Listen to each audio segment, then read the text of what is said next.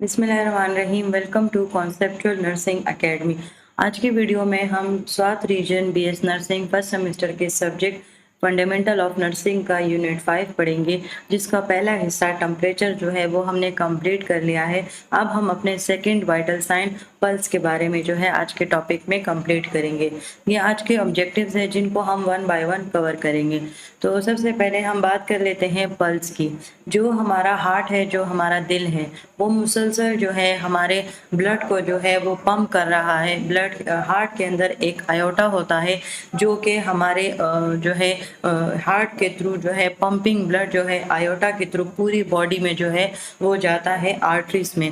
अब आर्टरीज और वेन्स का फ़र्क ये होता है कि वेन्स जो होती हैं पूरी बॉडी से ब्लड को, डीऑक्सीजनेटेड ब्लड को जो है वो हार्ट में लेकर आती हैं, और आर्टरीज जो हैं वो जो है हमारा ऑक्सीजनेटेड ब्लड हार्ट से लेकर पूरी बॉडी में जो है वो फैलाता है।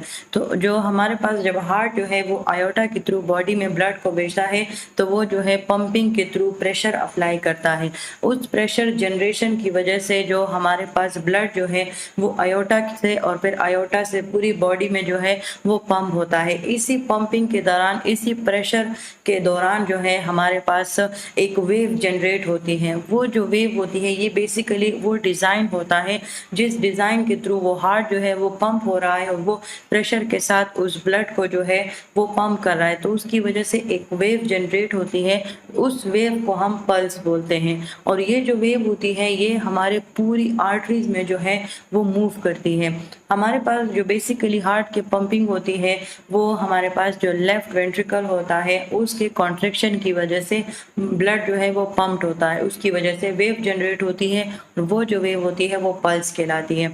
अब हमारे जो हार्ट है उसके अंदर अपने इलेक्ट्रिकल इम्पल्सेस हैं जिसको हम जो स्टार्ट में कहते हैं एसए नोड बोलते हैं। एसए नोड हमारे पास नेचुरल पेसमेकर होता है जो कि बॉडी में हार्ट मसल्स को स्टिमुलेट करता है कॉन्ट्रैक्शन के लिए।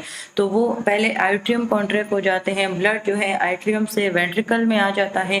वेंट्रिकल जब कॉन्ट्रैक्ट हो जाते हैं तो लेफ्ट वेंट्रिकल की कॉन्ट्रैक्शन की वजह से जो ब्लड होता है वो आयोटा में जो है वो पंप हो जाता है और वहाँ से फिर पूरी बॉडी में जाता है।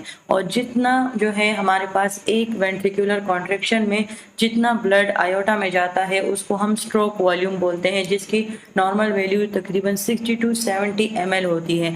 जब हर एक स्ट्रोक वॉल्यूम की इंजेक्शन में हमारे पास जो हार्ट है वो पंपिंग के दौरान जो है वो प्रेशर अप्लाई करता है, उस प्रेशर की वजह से हमारे पास एक पल्स यानी एक वेव जो होती है वो जनरेट होती है, और ये हमारे पास आर्टरीज के आखिरी